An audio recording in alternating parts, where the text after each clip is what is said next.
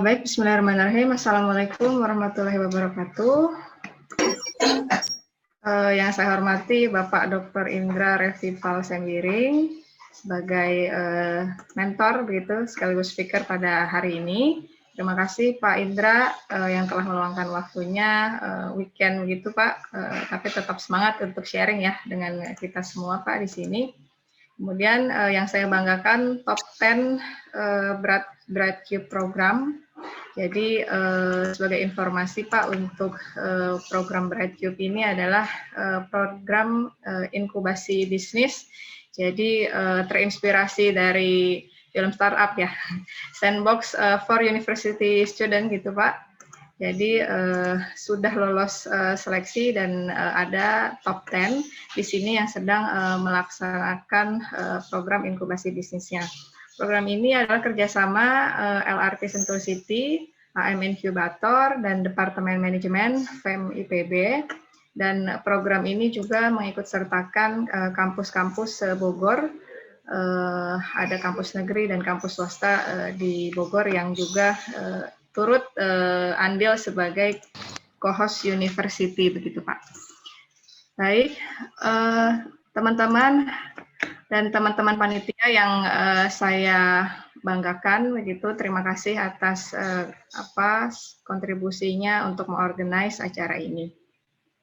Hari ini kita kedatangan pembicara yang luar biasa yang akan mengangkat topik Adapting Change to Your Business dari Bapak Dr. Indra sebagai ASEAN Marketing Manager. Izinkan saya untuk membacakan CV beliau yang sangat luar biasa ini ya. Jadi ini teman-teman harus meniru jejak Pak Indra ya. Jadi kalau saya lihat beliau dari CV-nya ini sejak mahasiswa itu sudah berprestasi gitu ya Pak ya. Sudah aktif organisasi, prestasinya luar biasa. Sampai terbawa begitu sampai ke tempat kerja begitu Pak ya, banyak award atau penghargaan yang diterima. Jadi Pak Indra adalah S1-nya di IE ya Pak ya, IE. Jadi kita satu fakultas. Ya. FEM dahsyat gitu ya, satu fakultas. Pak Indra dari S1 IE, ITB, kemudian S2-nya adalah MM di UI, kemudian S3 beliau di Universitas Brawijaya Malang, dengan IP-nya 4, luar biasa ini ya. Nah, beliau banyak sekali pengalaman kerja, diawali mungkin di marketing ya Pak ya, di sini. Kemudian sampai saat ini menjabat sebagai ASEAN Marketing Manager dan Sustainability Lead for ASEAN Region FMC Agricultural Manufacturing. Penghargaan-penghargaan beliau banyak sekali. Kayaknya kalau kita sebutkan semuanya cukup gitu ya waktunya. Yang paling terakhir mungkin ada first winner general kategori ya Pak, Popular Management Article Competition, dan banyak penghargaan juga di bidang inovasi begitu. Baik, jadi itu kira-kira profil dari mentor kita pada hari ini. Kemudian untuk alokasi waktu, nanti setelah ini akan ada materi dari Pak Indra, kurang lebih selama 40 menit Pak. Kemudian dilanjutkan jam 9.55 sampai 10.20 ada diskusi. Kemudian ada closing statement dari Bapak dan penutupan grup foto begitu. Baik, kayaknya udah pada nggak sabar mendengarkan materi dari Bapak Dr. Indra. Dipersilahkan Pak, silakan. Terima kasih Mbak Stevia. Selamat pagi semuanya, salam sejahtera. Tadi Mbak Stevia bilang mengganggu weekend saya ya. Sebenarnya saya yang mungkin mengganggu teman-teman nih, karena apa? Saya bilang ke Bu Linda ya sebagai yang memfasilitasi untuk acara hari ini juga, bahwa saya itu available weekend gitu. Jadi sebenarnya saya sangat happy karena bisa diakomodir, dan spiritnya adalah saya sangat senang sekali mengetahui ada inisiatif ini ya, ada Brightcube, dan sangat berbangga sekali ya bisa diundang menjadi salah satu mentor. Dan hari ini mungkin kita bisa sharing, tapi tentunya satu kali pertemuan mungkin teman-teman masih ada pertanyaan segala macam, dan mungkin ada topik-topik lain yang bisa kita diskusikan. Nah, ini tidak menutup kemungkinan bisa mengkontak saya juga di hari ke depan, karena saya sangat antusias ya, terutama untuk pengembangan startup, pengembangan bisnis, dimulai dari small business, dan nantinya berkembang dan bisa bersaing juga dengan korporat-korporat di Indonesia, seperti itu. Nah, tadi saya udah diperkenalkan oleh Mbak Stevia, terima kasih banyak. Dan hari ini saya akan membawakan sebuah topik yang berkenaan dengan change atau perubahan, bagaimana kita beradaptasi dengan perubahan, ya, yang sering sekali dan pasti akan kita hadapi, seperti itu. Tapi sebelumnya, sekali lagi saya mengucapkan terima kasih dulu nih ke undangan yang sudah diberikan kepada saya dari PT Teman Muda Berkarya. Terima kasih untuk waktunya, dan khususnya kepada Ibu Linda yang sudah menginvite saya dan memberikan kesempatan sebagai mentor. Oke, sebenarnya kalau untuk materinya, yang more or less nanti mudah-mudahan tidak lebih dari 40 menit. Kalau misalkan kurang dari 40 menit, mungkin lebih bagus, karena kita lebih banyak, mungkin menurut saya, karena keterbatasan Zoom begini ya, jadi saya nggak bisa berinteraksi, dan kadang-kadang teknologi itu agak agak mandek gitu ya. Jadi istilahnya transisinya itu agak mandek. Jadi mungkin saya selesaikan presentasi dulu, dan kita akan lihat banyak Q&A ya, pertanyaan-pertanyaan ketika nanti selesai materi gitu ya. Karena sekali lagi karena mungkin keterbatasan untuk transisi antara slide dan audio nanti. Oke, kalau begitu kita mulai saja. Saya akan share screen saya, dan Mbak Stevia bisa dikonfirm kalau sudah bisa lihat ya. Oke, Pak. Sudah bisa lihat? Sudah, Pak. Sudah terlihat. Sudah ya, oke. Ya, oke. Teman-teman, hari ini saya panggilnya teman-teman saja ya, karena menurut saya dengan adanya event seperti ini membuat saya kembali muda sebenarnya. Ya, jadi kita panggil teman-teman aja, nanti boleh panggil saya Pak, Kak, dan panggil nama juga nggak ada masalah ya. Hari ini saya akan membawakan sebuah topik yang temanya diberikan kepada saya adalah tentang change, dan spesifik saya ambil topiknya atau saya berikan judul Adapting Change to Your Business.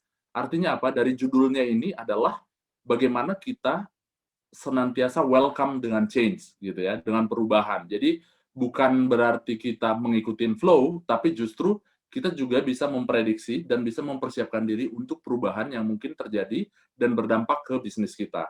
Jadi itu yang perlu di-highlight ya. Artinya kita tidak di posisi menunggu, tetapi justru kita ada di posisi untuk menganalisis dan mengantisipasi adanya perubahan yang bisa berdampak ke bisnis kita. Nah, ada banyak definisi tentang change, tapi saya mau mengambil beberapa philosophical statement tentang change, dan tujuan kita hari ini apa. Nah, change itu berdasarkan English novelist, salah seorang yang namanya banyak disebutkan ya dalam mendefinisikan tentang perubahan. Ini adalah Evelyn Waugh, seorang novelis dari England, yang menyebutkan bahwa change is the only evidence of life.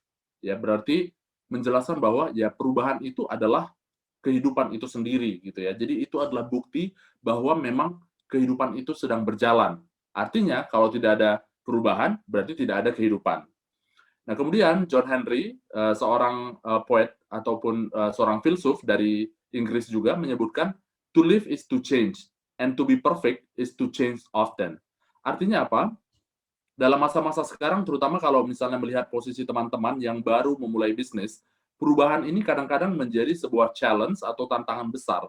Padahal jika dimaknai dengan lebih mendalam, perubahan ini adalah bagian dari kehidupan, dan untuk menuju kesempurnaan itu harus sering mengikuti perubahan.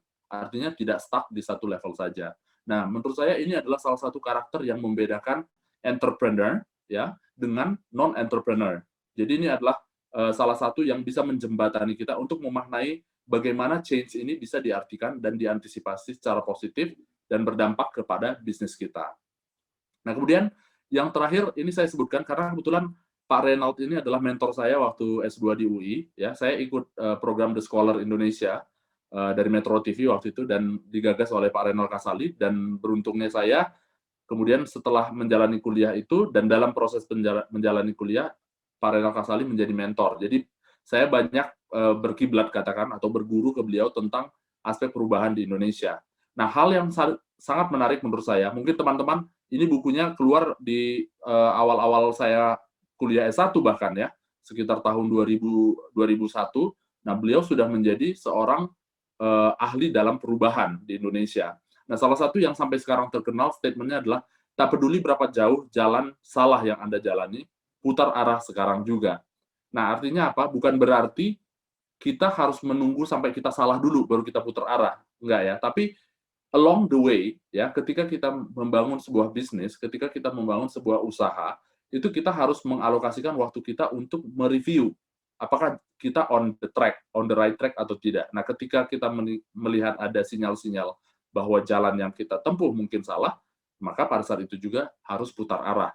Artinya, di sini ada unsur fleksibilitas ya, bahwa perubahan itu bukanlah sesuatu yang terjadi dan menjadi destinasi gitu, tapi dia menjadi sebuah proses. Dan proses ini harus di-embrace, harus dimasukkan dalam unsur-unsur yang kita lakukan ketika kita melakukan kegiatan wirausaha, ya, ketika kita menjadi seorang entrepreneur. Nah, beranjak dari itu semua, hari ini kita akan mempelajari 3 hal, ya. Yang pertama adalah apa yang kita sebut dengan change ini, gitu. Karena tentu ada banyak sekali aspek tentang perubahan. Tapi kalau untuk entrepreneur pemula atau orang yang berkecimpung dalam dunia bisnis, change seperti apa yang kita maknai di sini. Yang kedua, kenapa harus berubah? Ya, apa yang membuat kita berubah? Dan mengapa kita harus berubah? Jadi ini menjadi pertanyaan utama karena hal inilah yang paling penting ketika seorang wirausahawan atau seorang entrepreneur menginjak ke level berikutnya dari bisnisnya. Dan bahkan sebelum menginjak ke level berikutnya, hal ini juga sudah harus diidentifikasi dan diantisipasi di bagian awal ketika kita baru memulai bisnis. Dan ini juga menjadi tips juga untuk teman-teman ketika nanti mulai mengembangkan bisnis dan mulai menambahkan unsur-unsur ataupun faktor-faktor dalam pengembangan bisnisnya. Nah, dan yang terakhir, how to deal with it. Nah, saya menekankan di sini karena memang latar belakang saya banyak di korporasi ya. Jadi sejak saya lulus, saya sudah berkecimpung di korporasi dan memang banyak di sektor pertanian, di industri pertanian. Jadi saya akan berbagi sedikit dari pengalaman saya tentang how to deal with change.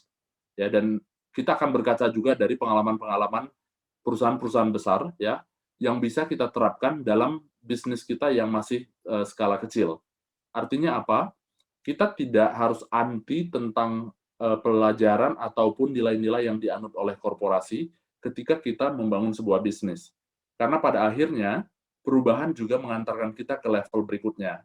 Ya, nanti saya akan jelaskan apa yang dimaksud perubahan ke level berikutnya, terutama bagi kita yang baru memulai bisnis kita. Oke, nah ini pertanyaan mungkin bisa dijawab di chat ya. Saya pengen tahu nih teman-teman. Nah, ini ada beberapa karakter atau indicators ya yang saya pakai juga dalam penulisan disertasi saya. Pertanyaannya adalah, are you an entrepreneur? Apakah Anda seorang wirausahawan? Nah, bagaimana caranya mengidentifikasi kita sebagai wirausahawan? Nah, tolong dari berapa ini? Ada 6 ya, ada 6 faktor yang dijelaskan di sini. Nah, kira-kira teman-teman mungkin bisa tulis di chat berapa yang teman-teman miliki ya, untuk mengidentifikasi apakah Anda seorang wirausahawan apa enggak. Bukan berarti kalau nanti ada yang kurang dari 6 atau mungkin ada yang lebih dari 6 membuat Anda menjadi entrepreneur berbeda, tetapi di sini untuk menegaskan kembali apa yang harus dimiliki oleh entrepreneur atau wirausahawan menjadi ciri dan karakteristiknya. Yang pertama adalah risk and uncertainty. Nah, jadi sekarang coba dievaluasi, apakah Anda seorang yang mengambil resiko dan oke untuk mengambil ketidakpastian, atau oke untuk mengambil tindakan ketika menghadapi ketidakpastian.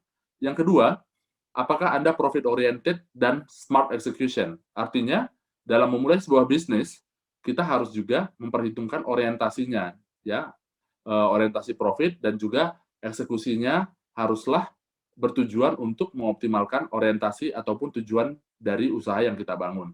Nah, kemudian bisa dicek lagi nih, apakah Anda memiliki mindset yang growing? Artinya, nggak cuma stagnan, nggak cepat puas, gitu ya. Artinya Anda tidak akan berhenti di satu level, tapi justru akan terus meningkatkan kemampuan Anda, kapasitas bisnis Anda. Kemudian, apakah Anda seorang yang kreatif dan inovatif? Ini very straightforward ya. Kreativitas itu banyak cerminkan dengan ide-ide, dengan spirit untuk selalu berubah dan mengikuti teknologi terbaru dan sebagainya. Nah, apakah Anda termasuk di dalamnya? Yang berikutnya, apakah Anda customer centric? Artinya tidak membangun bisnis cuman karena mau sendiri, tapi berbicara dari apa yang dibutuhkan oleh pasar gitu ya, apa yang dibutuhkan oleh customer. Nah, kira-kira Anda apakah memiliki karakter atau ciri seperti itu? Dan yang terakhir yang paling penting adalah apakah Anda orang yang gigih, persevere, orang yang tidak pantang menyerah. Ya, jadi istilahnya Anda tidak gampang untuk menyerah gitu ya. Artinya Anda selalu mencoba meskipun jatuh bangkit lagi. Apakah Anda gigih? Apakah Anda mau berjuang? Dan apakah Anda mau mengikuti track yang kadang-kadang bukan menjadi track pilihan orang yang bukan entrepreneur. Nah, coba saya pengen lihat nih di chat room kira-kira dari 6 ini berapa yang jawab ininya ya, karakternya yang sudah memenuhi dirinya coba.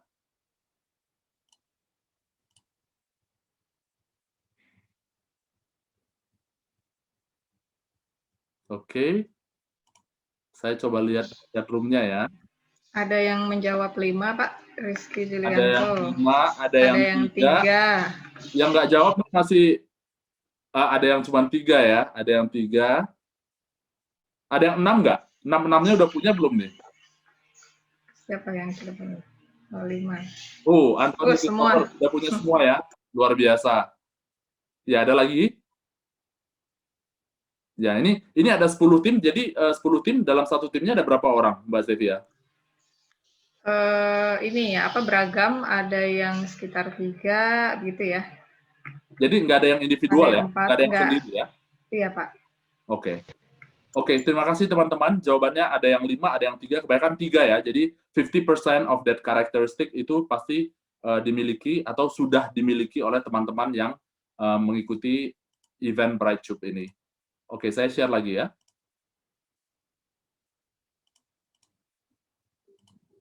Ya, jadi dari analisis yang kita lakukan terhadap identifikasi ciri seorang entrepreneur, sebenarnya seperti yang saya sampaikan tadi, ini bukan berarti kalau Anda belum punya 6-6-nya, Anda nggak bisa menjadi seorang entrepreneur. Tapi justru ini yang bisa menjadi skala ataupun pembanding kepada Anda. Jika Anda sekarang 3, berarti Anda punya PR, to develop another 3.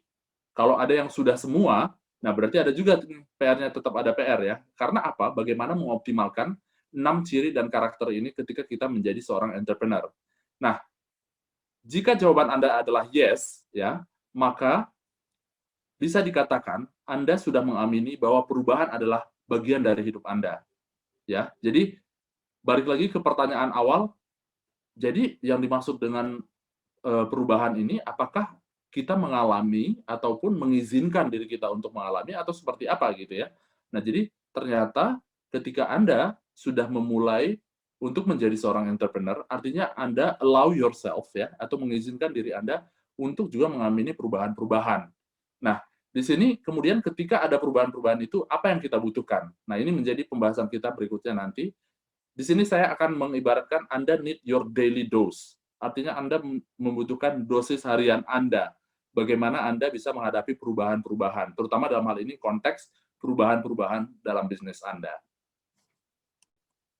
Oke, sebelum kita goes micro atau berbicara dengan lebih mengkerucut ya tentang pemula bisnis atau tentang entrepreneur, saya mau mengingatkan dan mungkin mentor-mentor lain juga sudah mengingatkan tentang adanya perubahan yang tidak bisa kita hindari. Ya, nah salah satunya ditandai dengan adanya industrial revolution. Nah, biasanya orang-orang akan berbicara industrial revolution dan berhenti di industri 4.0. Bukan berarti sudah berhenti gitu ya, tapi orang-orang merasa bahwa industri 4.0 adalah sebuah magnitude gitu ya, sebuah titik di mana memang perubahan itu sudah mencapai klimaksnya gitu ya. Nah, ditandain dengan apa? Nah, industri 4.0 ditandai dengan digitalisasi ya. Artinya perkenalan perangkat-perangkat digital, penggunaan Internet of Things, penggunaan artificial intelligence yang bisa diakses oleh semakin banyak orang, ini yang menjadi produk-produk dari industrial revolution yang klimaks. Nah, tapi ada juga yang kelima nih sekarang, yang sering digaungkan ya, bahwa kita sekarang ada di Industrial Revolution 5.0. Jadi kita udah nggak berbicara tentang digital lagi, Karena zaman terus berubah, dan sekarang ada lagi aspek lain yang membuat perubahan itu semakin erat dengan kehidupan kita. Nah, menurut saya di Society 5.0, ya, yang dimulai diperkenalkan tahun 2019 yang lalu, jadi masih fresh banget. Nah, ini adalah part of Industrial Revolution yang mendasarkan pada solusi dalam kehidupan sosial kita dan kehidupan kita sebagai manusia, dan bagaimana menjembatani perbedaan kesejahteraan ataupun adanya gap dari atau disparitas dari kesejahteraan antara manusia yang satu dengan manusia yang lain. Artinya apa? Ini menjadikan perubahan ini sesuatu yang betul-betul harus di-embrace gitu ya. Artinya akan kembali kepada kodrat kita sebagai manusia gitu.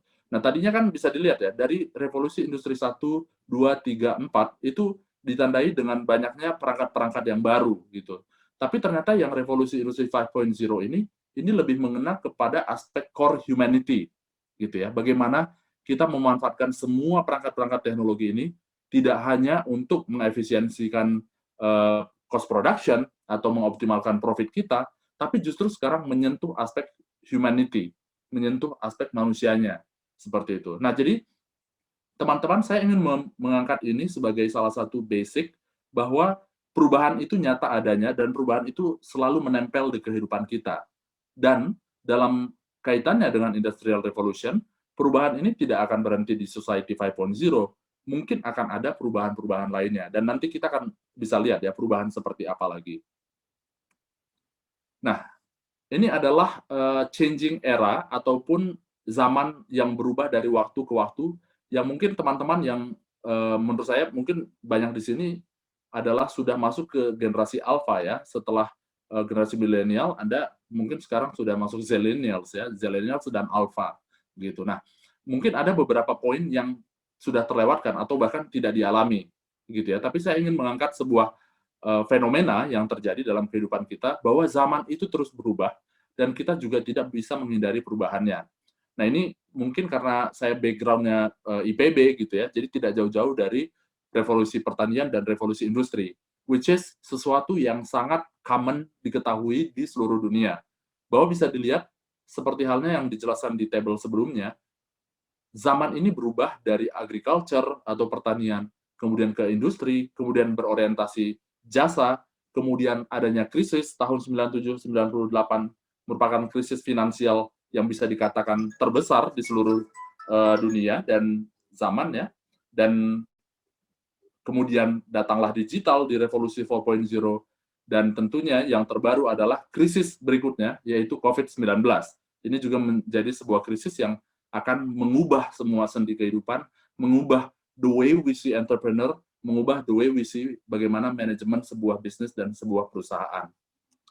Nah, pertanyaannya adalah, apa yang akan terjadi setelah COVID-19? Perubahan apa lagi yang kita antisipasi setelah COVID-19? Nah, teman-teman, untuk memaknai perubahan-perubahan ini, kita tidak harus selalu berbicara tentang produk-produk apa yang dihasilkan ya, tetapi justru yang harus diketahui adalah nilai-nilai apa yang berubah dari setiap perubahan zaman ini.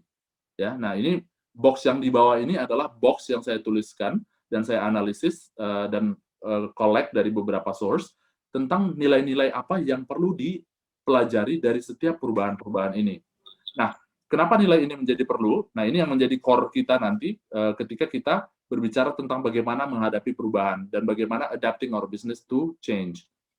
Hanya di sini saya mau menekankan yang bagian COVID-19 ya. Nah, teman-teman bisa ketahui bahwa di era COVID-19 sekarang ini, banyak sendi kehidupan kita yang berubah, dan beberapa di antaranya adalah poin-poin seperti katakan hygiene, safety, privacy versus public, ya, terutama berbicara tentang data privacy dan surveillance. Ya, karena apa? Karena dengan adanya COVID-19, kita itu kan memiliki keterbatasan, terutama untuk akses, mobilitas, dan sebagainya, sehingga dalam bisnis, kita harus memperhitungkan aspek hygiene, aspek safety, dan tidak cukup di situ, juga ternyata ada aspek privacy dan public. Karena apa? Karena menurut saya ini menjadi bagian dari evolusi dari digitalisasi, di mana digital adalah tentang bagaimana kita mengakses global dan tanpa barrier, tanpa batas, tetapi COVID-19 membuat tanpa batas ini kemudian dibatas-batasi juga gitu. Dalam artian bagaimana kita melindungi data kita, melindungi privasi kita di tengah data publik yang berkembang dengan sangat luasnya, seperti itu. Nah, jadi ini adalah contoh nilai yang bisa kita antisipasi untuk menghadapi perubahan berikutnya. Karena kita belum tahu post-COVID-19 akan seperti apa nih. Tetapi ada benang merah yang bisa kita lihat di sana, ada values yang akan ditinggalkan era COVID-19 yang harus dimanfaatkan dan dilihat sebagai values untuk opportunity membangun peluang di bisnis kita setelah COVID-19 berlalu. Ya, jadi ini adalah another point of view ya, bagaimana zaman itu berubah dan bagaimana kita tidak bisa menghindari perubahan zaman.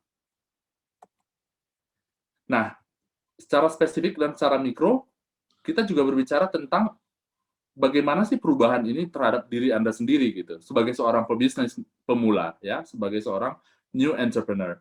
Nah, teman-teman, ini saya ambil dari definisi UKM yang juga banyak dipergunakan dari Kementerian Koperasi dan UMKM di Indonesia ya. Nah, kalau nggak salah ini bisnisnya kan dimulai dari kecil semua ya. Artinya ini adalah breadtube adalah bentuk inkubasi bisnis. Artinya ada bisnis mikro yang akan berkembang dari waktu ke waktu. Di sini saya menuliskan UMKM, karena biasanya kalau pakai startup itu identik dengan produk teknologi, kalau UMKM produknya bisa apa aja gitu ya. Nah, bisa dilihat, pasti Anda juga akan melihat perubahan yang akan terjadi di bisnis Anda. Kenapa? Karena ya kalau sekarang kita sudah mikro, pasti di masa-masa ke depan kita mau menjadi usaha kecil dan usaha menengah, atau bahkan menjadi corporate, yang bisa bersaing dengan corporate-corporate besar lainnya. Nah, tapi tidak berhenti di saat kita mencapai bisnis kita dalam skala besar. Karena apa? Karena ada hal yang sangat penting yang perlu kita ketahui, dan ini sigmoid curve atau biasa dikenal dengan kurva S ini berlaku untuk setiap stage dari bisnis kita. Artinya, kita harus mereview di mana life cycle kita, di mana maturity dari bisnis kita, dan bagaimana kita mempersiapkan diri untuk menghadapi perubahan dan juga untuk mempersiapkan the new S curve. Ya, artinya ada new life cycle yang kita siapkan. Nah, jadi teman-teman, saya ingin menjelaskan ke teman-teman bahwa tadi kita berbicara tentang macro change ya, bahwa zaman berubah, mega trend berubah seperti itu. Nah, tapi ternyata ketika kita membangun bisnis, itu udah menjadi sesuatu yang harus menempel ke kita sebagai owner atau ke kita sebagai pioneer in our business. Karena apa? Karena tentunya kita mengharapkan perubahan juga ke masa depan. Ya, dan tidak hanya dalam skala jangka panjang, tapi dalam jangka pendek pun perubahan-perubahan ini dibentuk dengan kurva-kurva S kita sendiri gitu, yang akan disatukan dan membentuk kurva S yang lebih besar, menunjukkan long term bisnis kita ataupun long term objektif dari bisnis yang sekarang kita bangun, seperti itu. Nah, ini saya sekali lagi kita selesaikan dulu, baru nanti kita coba tanya jawab ya, dan saya akan mempercepat mungkin supaya kita punya banyak waktu untuk tanya jawab. Nah, sekarang pertanyaan utamanya, tadi kita sudah berbicara tentang kenapa sih kita harus menyikapi perubahan gitu ya, karena perubahan adalah sesuatu yang tidak bisa dihindari. Jawabannya sebenarnya as strict as that gitu. Dan sekarang kita mengacu ke pertanyaan berikutnya yang paling penting dalam topik ini adalah how then to adapt change. Ya. Nah, ini saya langsung immediate answer ya. Jawabannya adalah belajar dari pengalaman corporate yang sudah ratusan tahun ataupun mungkin banyak yang masih puluhan tahun dengan berkembangnya katakan revolusi industri, dan kita lihat dalam era digitalisasi banyak new startup yang sudah dibangun dan mereka sudah menginjak puluhan tahun sekarang ya. Nah, ternyata mereka memiliki satu hal in common, that they create and live up their value. Ya, jadi ini pertanyaan besar nih nanti yang harus kita jawab dari sesi ini. Apakah kita sebagai pebisnis sudah create our own value? Dan kalau sudah, apakah kita live up our value? Kenapa kita perlu value? Ya, saya mau menekankan sekali lagi, because our life will be filled of storms. Ya, storms ini bisa badai kecil, bisa angin ribut yang kecil, bisa small storms gitu ya, atau bisa small flows in our way, atau ada guncangan-guncangan kecil dan besar dalam membangun bisnis.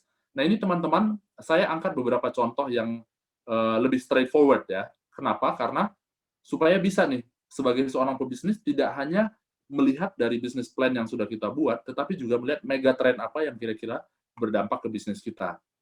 Nah, teman-teman, karena saya juga penggiat sustainability, jadi menurut saya ada beberapa poin yang teman-teman harus sudah amati dari sekarang dan sudah pertimbangkan dari sekarang ketika membangun bisnis Anda. Yang pertama adalah megatrend, ya. Contohnya climate change. Nah, meskipun kadang-kadang kita merasa bahwa ini sebuah sebuah wacana gitu ya. Kita rasa bahwa ini sebuah hal yang general, tetapi teman-teman, climate change is source of inspiration for new business. Karena apa? Perubahan-perubahan iklim, ya, perubahan-perubahan cuaca adalah bagian dari perubahan besar dalam kehidupan kita. Karena itu nggak bisa dikesampingkan. Artinya, ketika Anda membangun bisnis Anda, harus sudah mulai berpikir mega trend. How do my business contribute to change the climate into the better path? Ya, jadi contoh misalnya, saya nggak tahu bisnisnya sudah dimulai dari bisnis apa saja, tapi contoh saya ambil contoh kecil ya. Dulu waktu saya masih kuliah itu kita ada mata kuliah kewirausahaan. Dan memang tidak setren sekarang, tapi menurut saya spiritnya tetap sama. Dan kita memilih mau membuat makanan ringan gitu. Nah, dulu itu ketika kita mau membuat makanan ringan, orientasi kita itu cuma satu, pokoknya bahan bakunya murah, saya jual lebih mahal, marginnya bisa gede gitu. Nah, tanpa ada pemikiran, oh ternyata packagingnya saya harus pilih yang packaging yang environment safe gitu. Jadi environment friendly. Nah, jadi ya kita pakai kemasan plastik, pokoknya tujuannya margin, margin, margin. Nah, ternyata sekarang kalau kita punya mindset yang sama, mempertahankan mindset yang sama, kita pasti akan gagal dan kita pasti akan cenderung kalah dengan kompetisi. Because what? Because our competitors play from the megatrend angles. Mereka menyelipkan values dari usaha mereka di produk yang mereka hasilkan. Ya, termasuk ya values untuk cinta dengan alam dan konservasi lingkungan dan sebagainya. Nah, ini salah satu megatrend yang perlu dipertimbangkan ketika Anda membangun bisnis Anda atau nanti ketika Anda membangun values dari usaha Anda. Kemudian megatrend apa? COVID-19. Nah, tadi kita udah jelasin sedikit ya, bahwa selama COVID-19 ini, konsumen itu akan lebih memilih produk yang hygiene, ya, produk yang mengandalkan kesehatan, keamanan untuk mereka. Nah, jadi ini juga menjadi opportunity buat kita. Kemudian financial crisis ini banyak yang terutama di millennials ya, tahun 97 98, meskipun pada saat itu kita masih mungkin level mahasiswa, tapi waktu itu ini sudah menjadi topik yang sangat hangat sehingga membuat sendi-sendi perekonomian juga banyak yang berubah gitu dalam aspek perbankan dan sebagainya. Jadi ini salah satu megatrend yang menurut saya sangat mempengaruhi model dari bisnis yang berubah dan sekarang berevolusi dengan lebih baik. Kemudian regulatory, ya bagaimana aspek perpajakan, sekarang kita udah punya Omnibus Law, bagaimana Undang-Undang Cipta Kerja, nah ini semuanya bisa berpengaruh pada bisnis kita gitu. Jadi jangan dikesampingkan atau tetap harus dijadikan sebagai topik yang bisa menjadi storms jika tidak diantisipasi. Dan yang terakhir itu sustainability ya, seperti yang saya jelaskan tadi, contohnya terkait dengan lingkungan, bagaimana kita juga memperhatikan ekonomi karyawan kita, bagaimana kita mempengaruhi ekonomi orang-orang yang hidup di sekitar bisnis kita dan sebagainya. Jadi isu-isu dan topik-topik ini bukan sesuatu yang baru, tapi kadang-kadang kita kesampingkan karena kita lebih fokus ke micro change, ya. Jadi kita lebih fokus, aduh marketing strategi saya gimana nih ya, produk mix-nya gimana nih, pricing gimana nih gitu kan, terus laporan keuangannya gimana nih, kemudian talent-nya orang-orangnya saya harus pilih yang seperti apa, atau aduh bahan baku saya terbatas banget nih, saya harus cari sumber daya yang lain, dan bisnis model saya harus berubah nih. Jadi kadang-kadang kita terjebak di aspek mikro ketika kita membangun business plan sehingga lupa yang mega trends-nya. Nah, poin saya adalah these storms can be small, can be big, can be mega trend, can be micro change. Tetapi sebagai seorang pemula bisnis, ini dua-duanya harus juga diperhatikan. Ya, karena nanti ini juga penting untuk membangun tips dan trik menghadapi change di usaha kita. Nah, ini sedikit saja ya, bahwa yang saya jelaskan di sini adalah we need to be open-minded ya, terutama mungkin kalau teman-teman yang sekarang saya lihat mungkin profilnya adalah fresh graduate, tapi learn from the successful business, big business. Karena apa? Karena successful business itu memiliki salah satu unsur yang teman-teman harus sudah mulai bangun, yaitu your startup philosophy, which will derive your startup values. Artinya, ada filosofis kita dalam bisnis kita yang masih kecil, masih startup, yang nantinya bisa diturunkan dalam nilai-nilai apa yang mau kita bawa, sehingga dia selalu ada dalam bentuk dan perkembangan dari bisnis kita. Ya, dan ini banyak bisa dipelajari dari perusahaan-perusahaan yang sudah established. Karena namanya kita startup, tentu we still in the beginning of that process, ya, in the beginning of creating that values atau that culture in our organization gitu. Nah, jadi ini saya jelaskan sedikit saja dan tunjukkan sesimpel ini karena menurut saya teman-teman kita harus open minded, let's learn from the big companies and their successful stories dan adopt to our startup business. Nah, kenapa?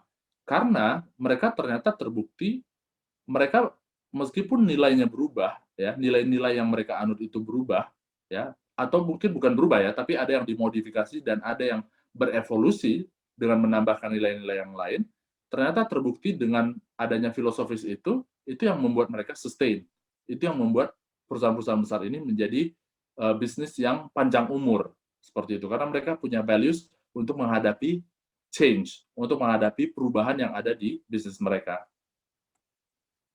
Nah, ini adalah salah satu yang sangat penting untuk kita ketahui ya, terutama dalam menyikapi perubahan. Karena the main is no longer the main. Nah, ini saya ambil dari bukunya Prof. Renal Kasali ya, tentang disrupting values. Nah, di sini teman-teman bisa lihat ya, ini sekali lagi mengadopt apa yang perlu kita pelajari dengan perubahan zaman. Bisa dilihat dari revolusi industri 3 ya, di mana kita sudah mulai mengenal tentang mekanisasi dan sebagainya ya. Di sana banyak perusahaan-perusahaan lebih menekankan pada produk features ya, kemudian volumenya, kemudian aspek supply-nya. Ya, jadi dia berdiri sendiri gitu. Nilai-nilai yang dia punya itu berdiri sendiri.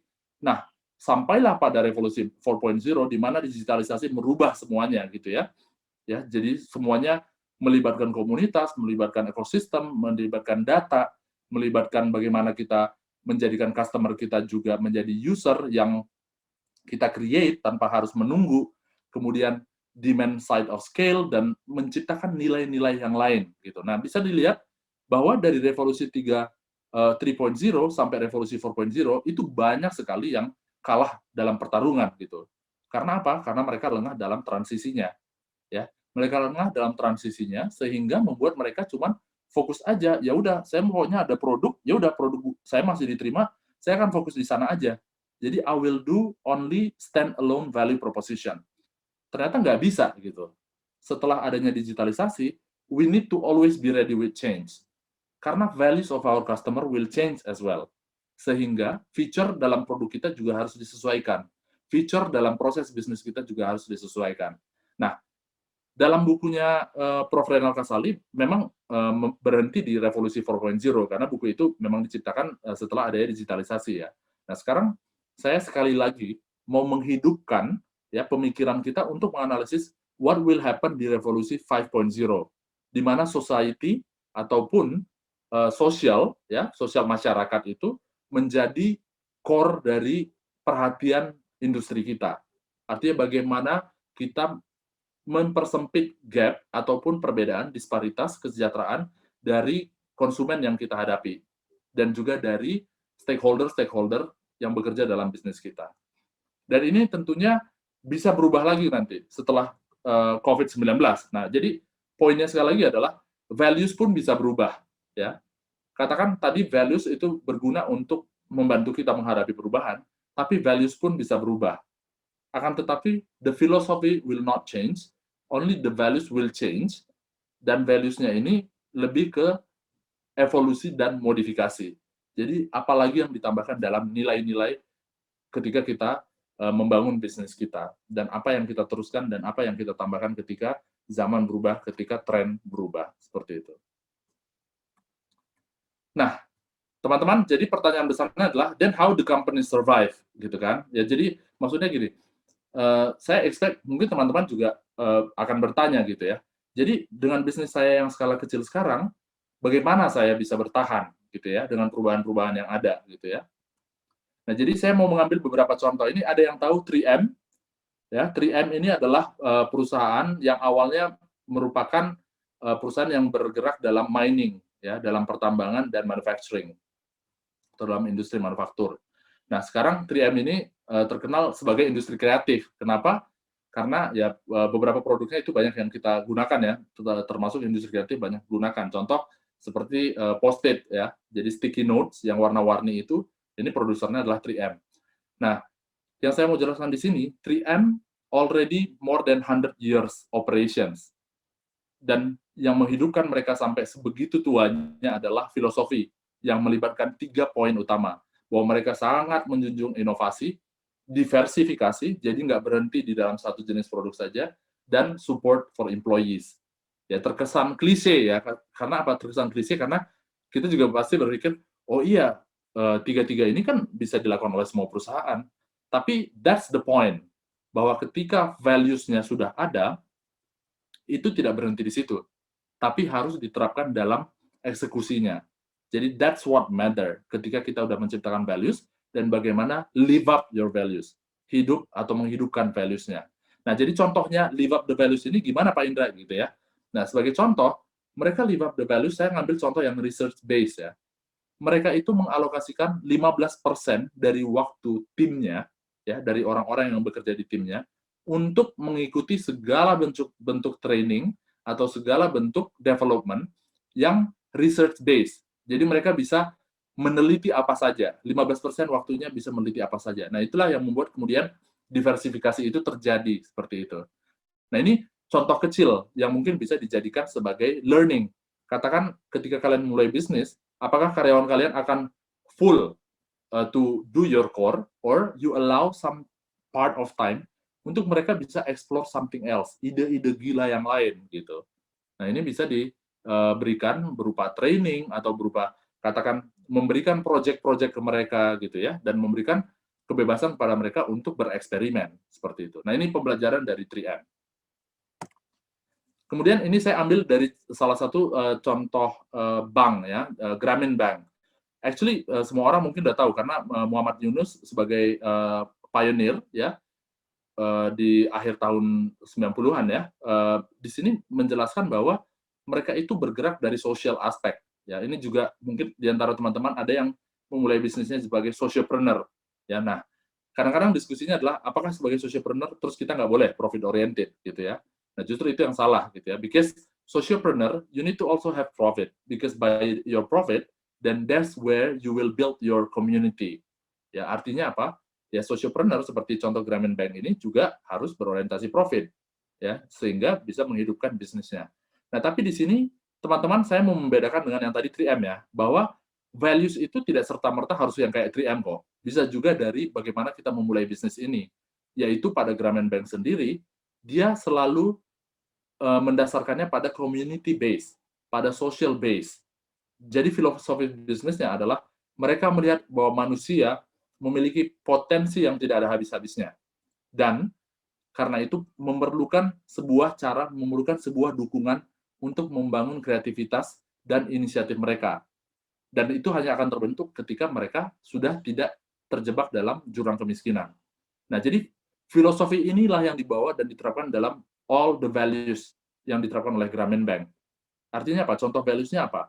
Mereka tidak menerapkan suku bunga yang sama dengan konvensional bank. Atau mereka sudah mengalokasikan penghasilan ataupun margin, yaitu bunga yang didapatkan oleh bank, Grameen Bank, semuanya untuk dikembalikan ke lokal, ya, dikembalikan untuk membangun manusia di mana mereka beroperasi. Nah, ini juga bisa menjadi filosofis atau values yang bisa kita contoh dari usaha dengan social base seperti Grameen Bank.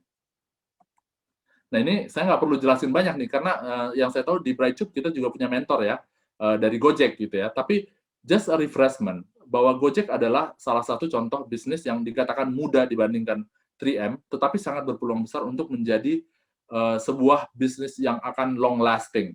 Ya, mungkin achieve kayak 3M ya, lebih dari 100 tahun gitu. Nah, kita lihat bahwa filosofi mereka adalah mereka mau terus-menerus memanfaatkan teknologi dan inovasi yang bisa menyediakan solusi dalam masalah-masalah kita sehari-hari. Nah, jadi simpel aja.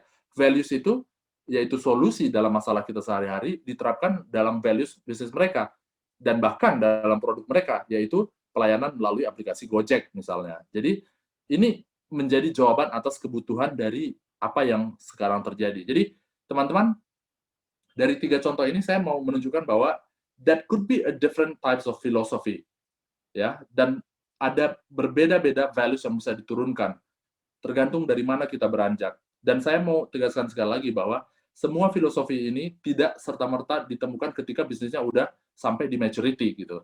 Bahkan di awal juga harus disiapkan. Karena apa? Karena dengan filosofi dan values ini membuat mereka akhirnya bisa bertahan sampai sekarang dan bahkan bisa akan berkembang dan berkembang lebih lanjut di masa depan.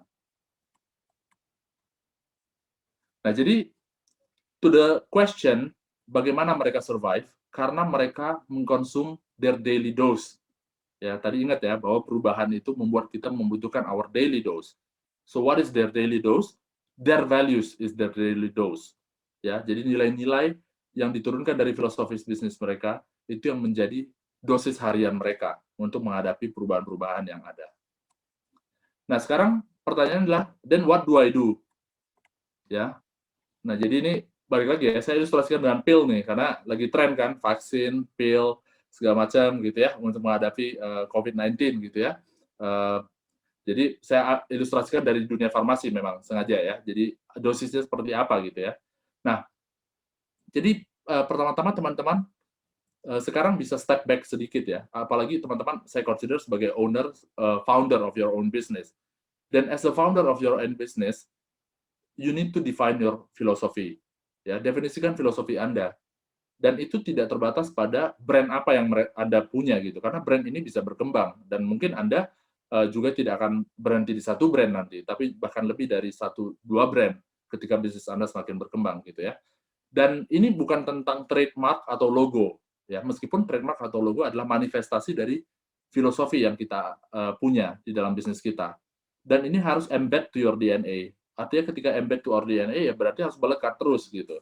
Filosofi ini adalah sebuah acuan ketika kita merasa bahwa apakah track kita masih on the right track atau apakah ada perubahan-perubahan atau keputusan yang mau kita ambil. Jadi filosofi atau values menjadi salah satu acuan ketika kita mengambil keputusan. Dan berikutnya adalah define your values ya. Jadi turunkan dari filosofi Anda. Tadi biasanya ya ada filosofi statement, biasanya dia sangat general ya, tapi sangat core. Kemudian diturunkan ke values-nya.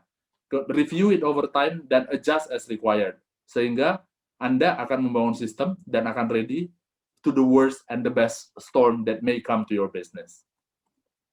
Oke, saya tahu waktunya udah ini ya, udah almost over. Ya, Pak. Ini mengantarkan kita ke diskusi sebenarnya. Then what next? Nah, ini pertanyaan untuk teman-teman juga ya. What is your values? Kamu udah punya nilai apa belum? Ya, sudah punya filosofi dalam membangun bisnisnya. Dan ketika sudah punya nilai, coba tanyakan diri Anda. Ketika tahun depan atau tahun ini katakan ya, atau 2022 ya, there will be a COVID-22. What is your plan? Ya, what values are you bringing to the business that make you sustain? Ya, yang membuat Anda survive. Nah, ini pertanyaan yang bisa kita jawab dan kita bisa diskusikan karena saya juga willing untuk tahu core bisnisnya apa, core usahanya apa, dan mungkin saya bisa menambahkan saran ke bisnis yang sedang kalian gagas sekarang. Saya pikir itu aja Mbak Stevia, dan Oke, Pak. I'll take out the sharing ya, dan kita bisa masuk ke tanya jawab. Terima kasih. Baik, terima kasih banyak. Stevia, aku mau nanya nih buat Pak Indra. Boleh, boleh nanti saya share dulu ke Pak Indra mungkin profil top 10-nya. Oke, boleh. Baik. Ya, terima kasih banyak Pak Indra atas sharing-nya yang sangat inspiring, luar biasa tentang perubahan ya Pak ya. Jadi kita harus bersahabat ini dengan perubahan yang jadi makanan sehari-hari gitu ya.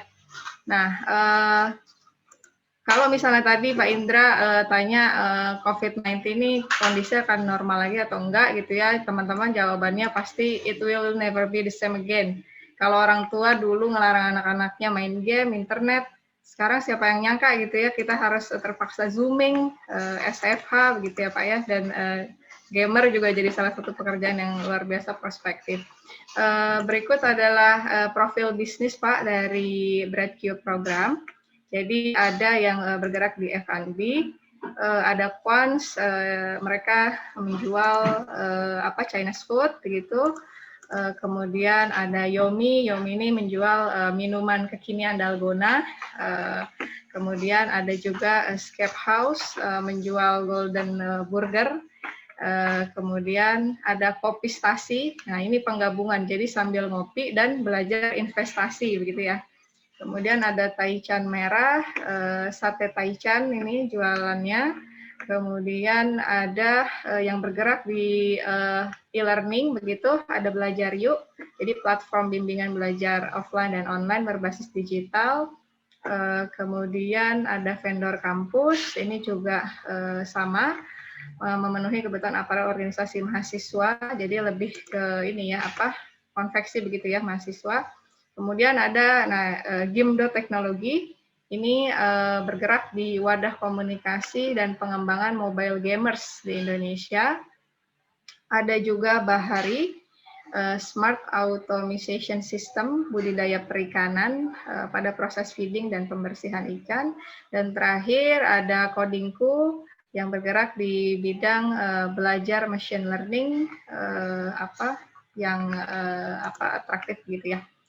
Baik, itu mungkin Pak profil dari top 10 founder di BreadQ program ini. Nah, ini kayaknya sudah pada nggak sabar ingin bertanya ke Pak Indra ya. Silahkan mungkin saya persilahkan tadi. Siapa ya tadi? Antoni, Kak. Antoni ya? Oke, silahkan. Founder Antoni dari Quans, silahkan. Halo, selamat pagi Pak Indra. Perkenalkan nama saya Antoni, saya founder dari Quans Express Chinese Kitchen. Saya dari Sekolah Tinggi Pariwisata Bogor, Pak. Saya mau nanya nih, Pak. Ini kalian short brief agar Pak Indra juga tahu latar belakangnya Quans. Jadi Quans ini basically waktu awal pandemi itu kita mulai dari garasi, Pak. Jadi kita awalnya dari neighborhood juga, dari komunitas, terus kita masuk online. Online selling kayak Gojek, GoFood, GrabFood. Terus kita ada kesempatan ketika PSBB udah mulai longgar, kita ada kesempatan untuk buka nih cabang pertama di Bogor, dine-in. Terus kita kemarin ikut AM Inkubator dan kita kan buka cabang juga Pak di Sentul dan udah ada GrabFood dan GoFood-nya juga.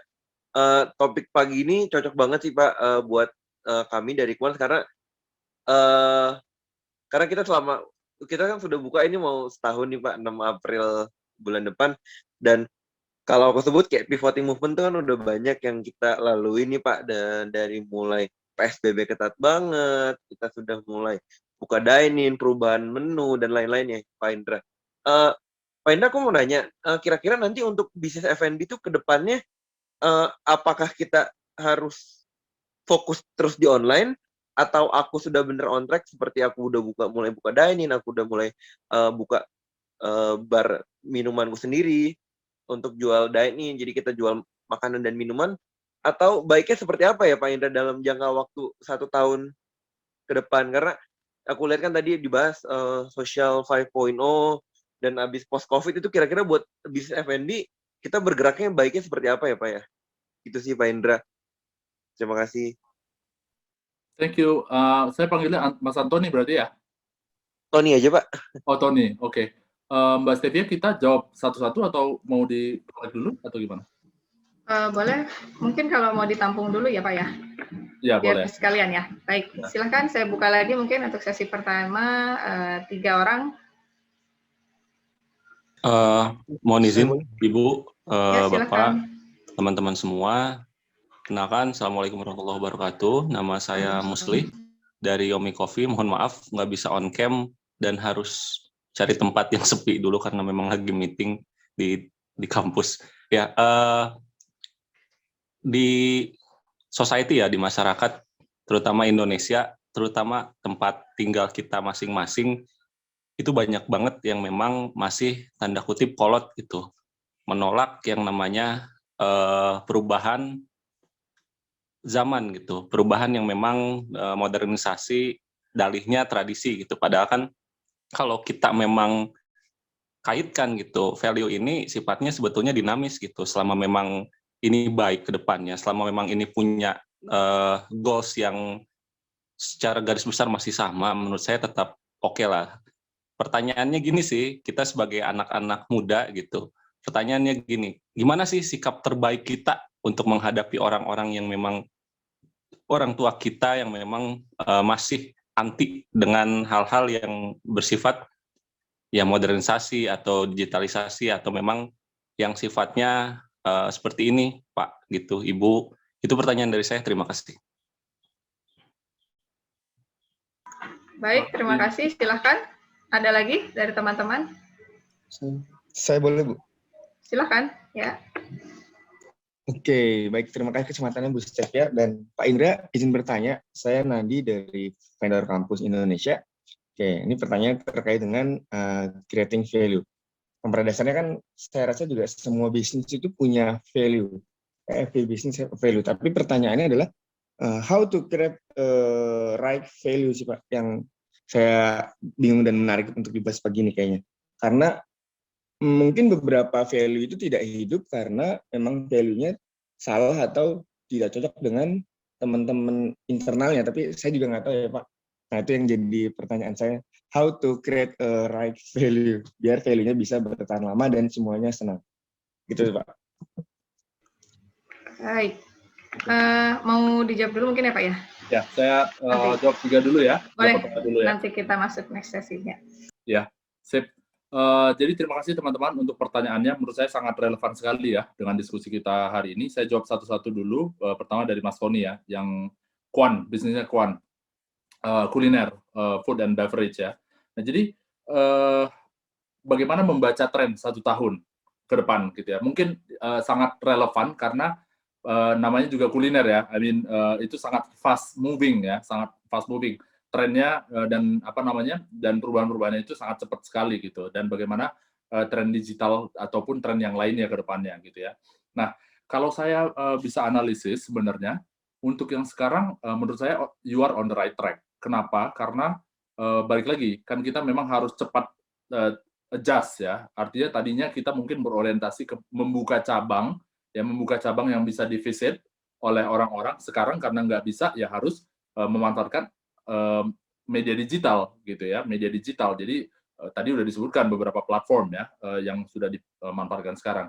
Menurut saya tren ini dalam setahun ke depan menurut saya masih akan bertahan ya. Tapi memang Mas Tony juga harus antisipasi nih gitu, terutama katakan yang tadi post COVID. Menurut saya tidak serta-merta orang-orang akan langsung katakan kembali berkerumun. Meskipun orang-orang udah pada kangen juga nih harus ngumpul-ngumpul segala macam, tapi akan banyak level masyarakat yang juga akan membatasi mereka untuk tidak berkerumun. Plus, memang kan COVID-19 ini juga ilmunya ataupun pengetahuannya masih berkembang terus ya. Jadi ada new strain lah, ada new type, dan segala macam. Jadi, akan ada sekelompok orang yang tetap memperhatikan itu. Gitu. Jadi, kembalikan hal ini ke pengamatan bisnisnya Mas Tony. Katakan, jika memang bisnis Kuan ini sudah memiliki segmen yang niche, ya, atau segmen yang tertentu, katakan ya, karena Chinese food gitu ya, Chinese food, dan mungkin dibandingkan dengan price levelnya juga mungkin katakan mid premium, atau mungkin ada yang versi low-nya juga. Nah ini bisa ada diversifikasi yang dibuat di sana. Tapi yang saya sarankan adalah keep up to improve your delivery service. Ya artinya harus perhatikan terus nih untuk pasar-pasar yang memang masih mengandalkan delivery. Itu yang saya lihat tren food and beverage masih kelihatan seperti itu ke depannya. Nah, lebih panjang sedikit ya, ketika kita tadi berbicara tentang society ya, tentang society 5.0. Nah, ini udah mulai harus dipikirin nih, Mas. Jadi saya istilahnya mungkin ada waktu lain mungkin untuk deep dive ataupun membedah bisnisnya seperti apa gitu ya. Tapi kalau sekarang katakan food hygiene pasti tetap nomor 1 ya, food safety juga pasti tetap nomor 1. Yang lain-lainnya adalah tentang kemasannya, apakah kemasan sustain, atau tentang bagaimana produksinya, bagaimana bahan bakunya, dan segala macam itu tetap harus diperhatikan dan bisa dijadikan sebagai message. Gitu. Jadi katakan gini, dalam society ini beberapa kegiatan yang berkaitan dengan internal Kuan itu bisa dilihat dengan misalnya juga merupakan pemberdayaan petani yang mensuplai bahan baku dari makanan Kuan. Nah, ini menjadi values yang sangat akan orang lihat gitu loh. Dan ini menjadi values yang orang akan nilai sebagai society 5.0, he's doing business but he also bridge the gap karena dia juga membantu petani yang adalah sumber dari bahan bakunya gitu. Nah, atau mungkin tren yang lain adalah karena sekarang banyak urban farming, maybe you have a menu yang mengakomodir produk-produk dari urban farming ini katakan. Nah, ini tentunya akan lebih premium ya, tapi balik lagi seperti yang tadi saya sebutkan, ketika sudah menemukan segmen-segmennya mungkin bisa diplot gitu loh. Jadi yang mana bahan yang akan atau produk yang akan ke segmen yang mid premium, yang mana yang segmen ke premium seperti itu. Jadi balik ke pertanyaan awalnya, trennya seperti apa? Saya masih lihat trennya akan masih berlanjut seperti sekarang. So fix your delivery, but in longer future, take a look on some of this social related topic, ya, sustainability topic, such as your sourcing, kemudian urban farming topic dan sebagainya. Nah ini menurut saya hal yang perlu diperhatikan. Gitu ya Mas Tony ya. Baik Kemudian, Pak Indra, luar biasa Pak. Terima kasih banyak Pak. ya, terima kasih Mas Tony. Nanti bisa lanjut seperti yang saya bilang ya, nanti bisa diakomodir Bu Stevia atau Bu Linda juga nanti ya. Oh iya, Oke. baik Pak Indra. Terima kasih. Selamat pagi. Pagi. Saya lanjut ke Mas Muslih ya, dari Yohmi. Bagaimana sih kita menyikapi untuk sekelompok orang yang katakan masih kolot? Nah, jadi gini, ini harus dilihat dulu nih pertanyaannya mengacu ke customer yang kolot atau our circle yang kolot gitu ya. Tapi nggak apa-apa, saya akan jawab dua-duanya. Pertama gini, kalau misalnya tentang customer, then you need to really find your right segment gitu loh. Jadi katakan kita nggak bisa memuaskan semua orang ya gitu loh. Dan pasar ini semuanya akan tersegmen dan tidak ada satu produk yang bisa memuaskan semua segmen gitu. Jadi Mas Yohmi ketika berbicara tentang orang dalam hal ini customer quote and quote kolot atau mungkin outdated ya, bahasanya mungkin kita bilang belum mengikuti perkembangan. Nah, mungkin bukan itu pasarnya. Jadi dilihat pasarnya yang memang sudah punya orientasi untuk teknologi gitu. Jadi itu dari aspek pelanggan. Jadi memang harus temukan segmen yang tepat. Dan menemukan segmen yang tepat ini bukan pekerjaan 1-2 kali trial ya, pasti ada beberapa trial. Dan katakan mungkin segmen kita ini tersebar di dalam pasar yang clutter. Katakan mungkin orang-orang yang paham teknologi ini juga dikelilingi oleh orang-orang yang tidak paham teknologi atau tidak mau paham teknologi. Tapi kita harus mencoba untuk go to that person, ya, go to that market. Jadi memang segmennya harus jelas. Itu kalau dari pelanggan. Nah, kalau dari inner circle, misalnya mereka put less trust ke kita karena produk kita adalah teknologi basis gitu ya. Nah, menurut saya disinilah entrepreneur akan diuji. Ini kalau menurut saya adalah microstorm kalau menurut saya ya. Karena apa? Sebagai seorang entrepreneur ya kita harus persevere gitu loh. Kita harus percaya untuk produk yang kita hasilkan. Kita harus percaya teknologi ini bisa memberikan jawaban untuk segmen yang kita tuju tadi, sehingga apapun yang inner circle kita bilang, bukan berarti kita harus selalu defensif gitu ya, tapi prove them that, bukan membuktikan mereka salah gitu ya, enggak ya, tapi prove them that our product will bring value gitu, dan our product will bring teknologi aspek yang bisa membantu orang gitu. Jadi Yomi sendiri kalau boleh tahu produknya apa ya? Dalgona Coffee F&B lah, Pak. Okay. Jadi pertanyaan saya sebetulnya ke society-nya sih, ke masyarakat secara umum ya? Luas gitu. Iya, ke masyarakat yang memang sekarang ini di zaman yang dipaksa buat kita ngerti teknologi, masih ada aja gitu orang-orang yang memang susah, ribet, ini menyalahi tradisi gitu. Nah ini benar-benar bikin kita yang muda nih kadang, aduh gimana ya gitu, aduh gimana ngajarinnya ya gitu. Kalau simpelnya begitu sih. Ya, ya. Jadi gini, again balik lagi ya, saya akan mengkerucutkan gitu ya. So sebenarnya gini, banyak juga orang yang akan menjawab seperti ini ya dari pelaku-pelaku bisnis. Why bother? Paham ya maksud saya? Jadi kenapa kita harus terganggu dengan hal seperti itu gitu? If you trust on the values that your product will bring atau teknologi yang menurut Mas Musli akan memberikan kebaikan untuk masyarakat ini, so go for it. Ya, jadi jangan terganggu dengan pemikiran-pemikiran orang lain tersebut gitu. Tapi you need to also measure the scale kapan Anda harus berhenti untuk mencoba mengubah orang lain. Ya. Karena gini, we cannot change all people gitu loh, apalagi tentang adopsi teknologi.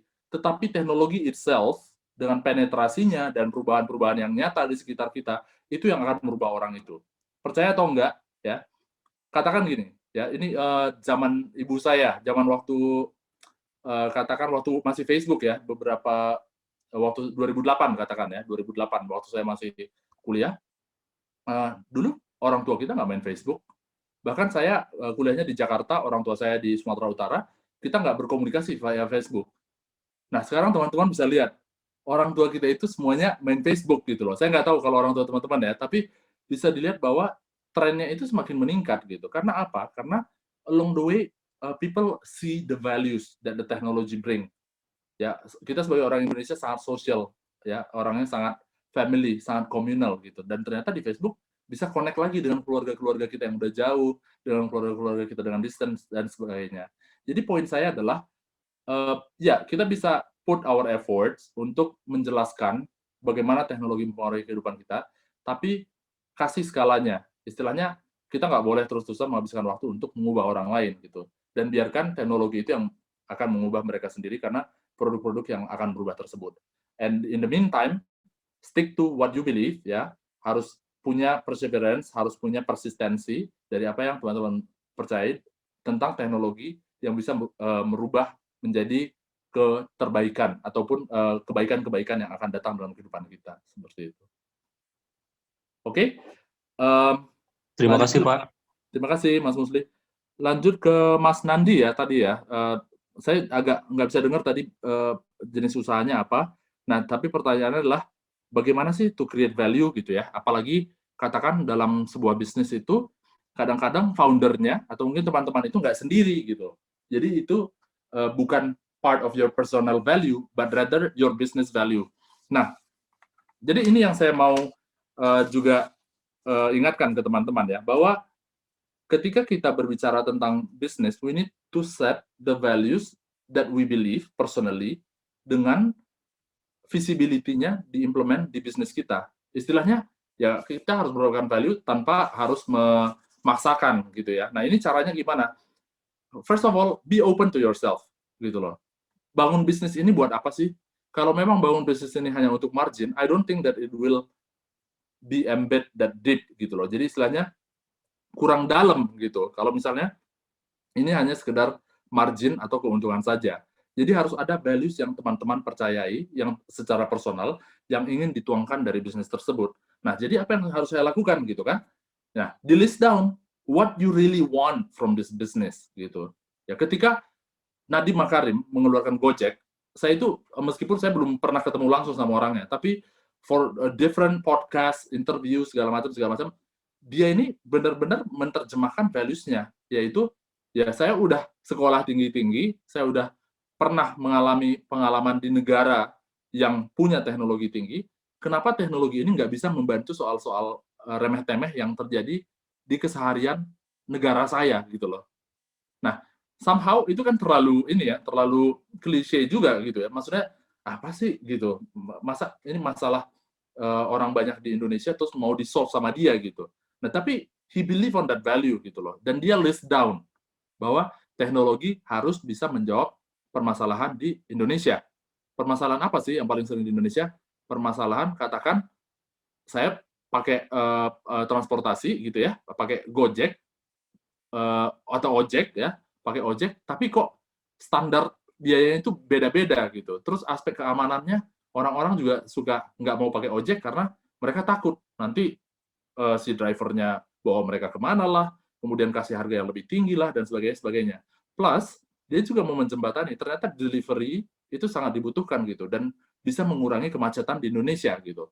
Nah, jadi berdasarkan fenomena-fenomena ini, berdasarkan apa yang dia pahami, apa yang dia percayai, apa yang dia rasa bisa menjadi solusi, kemudian di list down, dan itulah yang kemudian diterjemahkan menjadi values Gojek sekarang, gitu. Nah, teman-teman kalau membaca another founder story, ya, baik itu 3M, Grameen Bank, they are all started with the problem. Jadi, poin saya untuk Mas Nadi, maybe you can start with the problem when you create that values. Artinya apa? Jadi, ketika kita berusaha menjawab masalah, nah disitulah baru ketahuan caranya seperti apa. Dan ketika kita mendeliver cara itu, kita mengkaitkan dengan value seperti apa. Karena menyelesaikan masalah juga bisa dengan banyak cara. Tapi cara seorang Nandi dan timnya, itu gimana menyelesaikan masalah itu. Nah, itu yang can go into values. Dan jangan khawatir, values of course will face trial and error as well ya. Seperti yang tadi saya bilang. Jadi kita nggak kekeh-kekehan juga gitu loh. Ya, this is my values dan I will stick with it. Aku nggak mau berubah. Nah, jangan begitu juga gitu. We need to be open-minded. Values can change, but most of the time, ketika memang values-nya itu udah diciptakan dengan deep thought before gitu ya, jadi sudah ada analisis di belakangnya, kemudian sudah dipikirkan secara matang, values ini tidak akan berubah. Justru values akan termodified atau bisa ditambahkan juga ke depannya. Because that's why you will be sustained. Ya, itu yang membuat Anda menjadi siap untuk perubahan-perubahan. Jadi istilahnya kalau ada perubahan yang terjadi, kita balik lagi ke values, balik lagi tadi ketika ada solusi masalah baru, balik lagi ke pertanyaan Nandi dan tim menyelesaikan masalah ini dengan cara apa? Take a look on your value dan gunakan itu sebagai basis untuk menjawab masalah itu. Sehingga begitulah values ini akan terus berkembang dan menjadi sebuah shield ya, sebuah perisai untuk membuat bisnis Anda menjadi lebih sustain ke depannya. Gitu ya. Oke, luar biasa Pak Indra.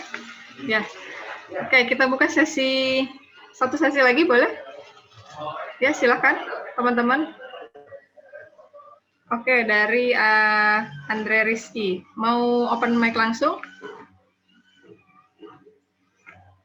Mas Andre? Oke, atau saya bacakan aja ya.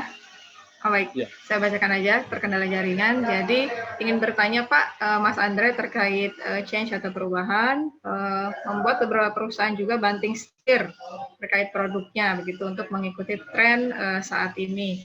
Seperti ada yang bikin masker, APD, begitu ya. Jika perubahan berlangsung dengan lama, tentu produk lama akan tergantikan, begitu ya. Jadi bagaimana tanggapan Bapak terkait dengan studi kasus yang seperti ini? Yang mengikuti pandemi begitu Pak, keberlanjutan ke depannya. Mau dijawab ini dulu atau mungkin ada pertanyaan lain? Ya, kalian? Boleh, masih ada lagi teman-teman? Saya boleh Bu? Nah, ya silahkan.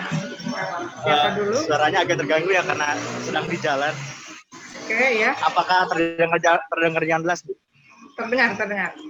Oke, baik. Terima kasih banyak Pak.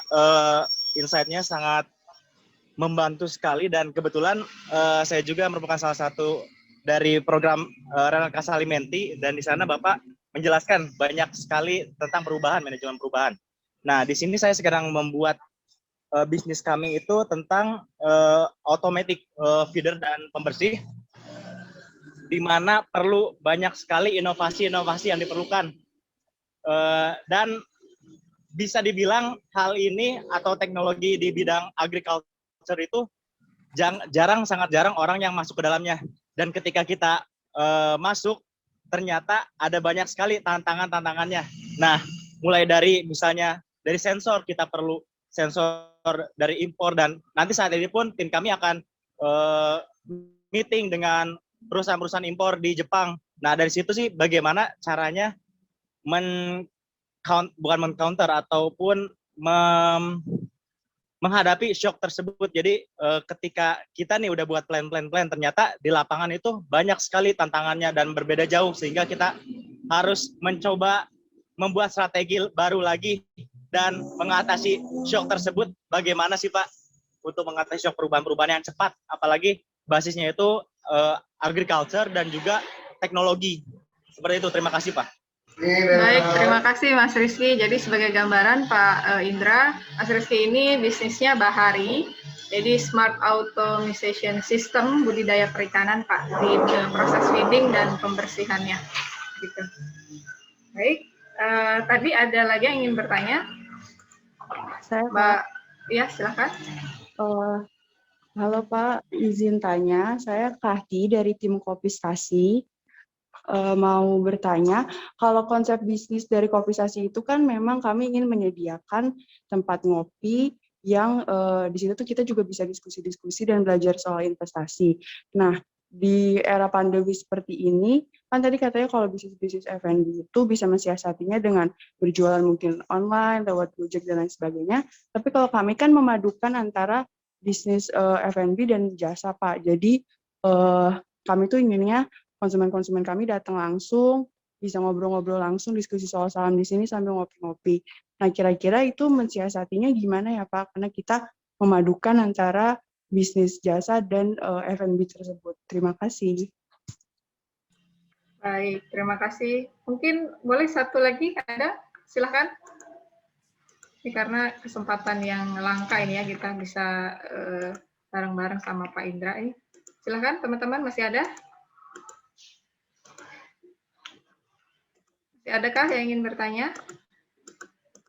Baik, kalau belum, mungkin silahkan Pak Indra untuk dijawab dulu. Oke, terima kasih Bu Stevia.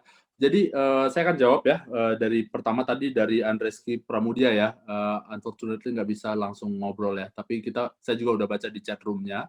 Pertanyaannya sebenarnya, apakah banting setir itu oke? Kalau saya bisa memahaminya gitu ya, banting setir itu oke nggak sih gitu? Atau katakan kapan kita harus banting setir? Mungkin pertanyaannya gitu ya. Nah jadi gini, memang to certain level ya, bahkan perusahaan besar pun itu ada yang banting setir.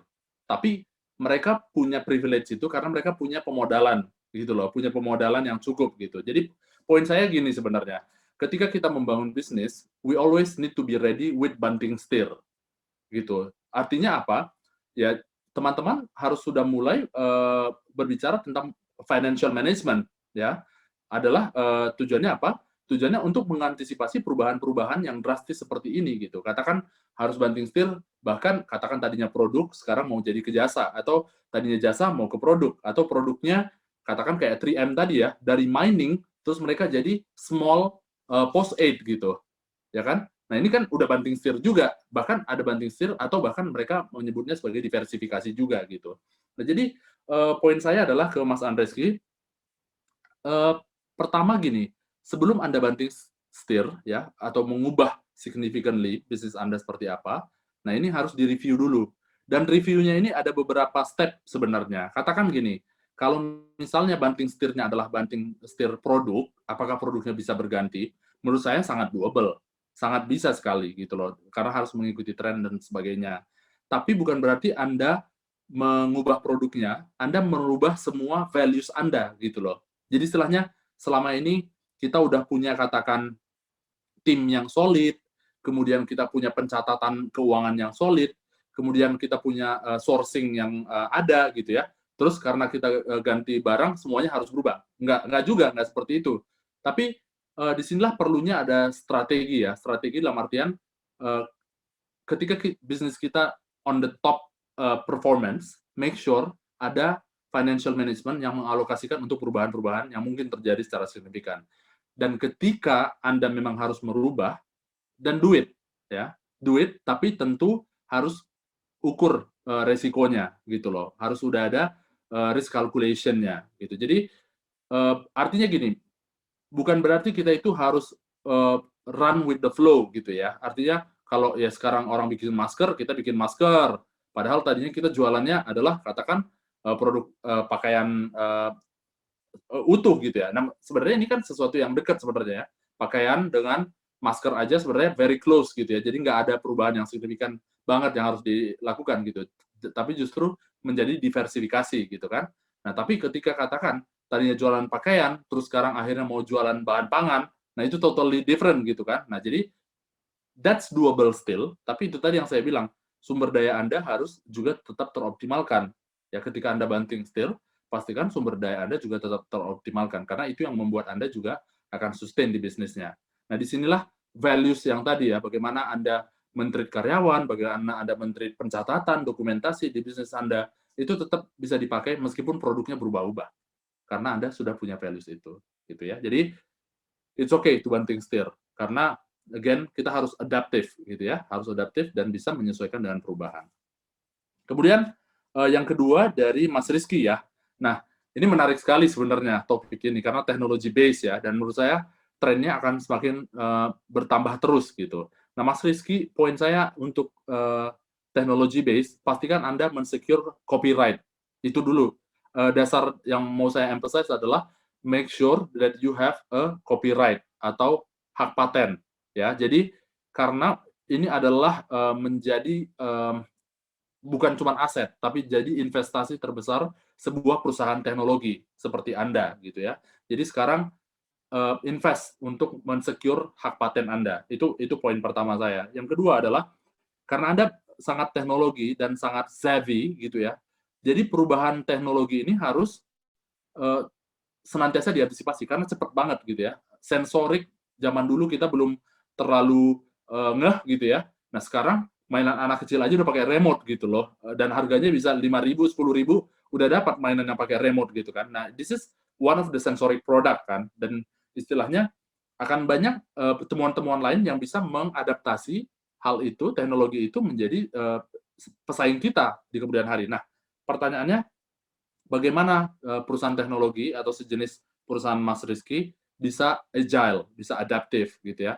Nah, poin pertama saya tadi secure your patent. Yang kedua, jangan pernah berhenti untuk modif. Karena ketika Anda berhenti modif, then that's the end of your business. Begitu loh. Jadi, temukan fitur-fitur baru lainnya. Dan fitur ini bukan berarti Anda harus temukan tiba-tiba ada teknologi baru, nggak harus gitu ya. Tapi bisa juga Anda bisa lihat proses Anda memasarkan produk ini. Nah, itu juga bisa direview. Kemudian, bagaimana aksesibilitas customer ke Anda? Apakah Anda sudah membuat sebuah konsultansi platform gitu. Jadi setiap saat orang akan bisa tanya jawab ke Anda. Karena apa? Karena ini menjadi penting buat teknologi, karena perubahan itu sebagian besar adalah di-drive dari masalah yang dihadapi oleh customer Anda.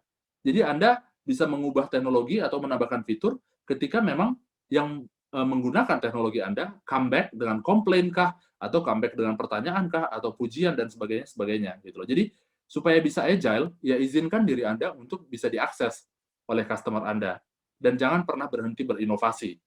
Ya, karena teknologi base kuncinya sebenarnya satu, ya inovasi terus-terusan. Dan inilah pentingnya bagaimana Anda juga menyusul di financial structure-nya berapa persen aspek inovasi yang harus diinvest di sana.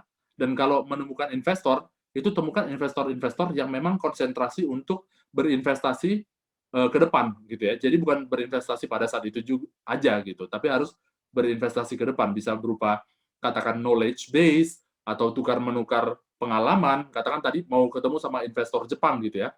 Nah, ini nggak semata-mata harus bentuknya monetary value, harus bentuk uang gitu, tapi akses ke pengetahuan mereka, akses ke jurnal-jurnal mereka, akses ke lembaga ataupun lab mereka. Nah, ini menjadi hal yang penting untuk membuat Anda lebih agile gitu. Jadi Anda nggak shock ketika harus ada perubahan karena sudah ada bekalnya di bagian sana gitu.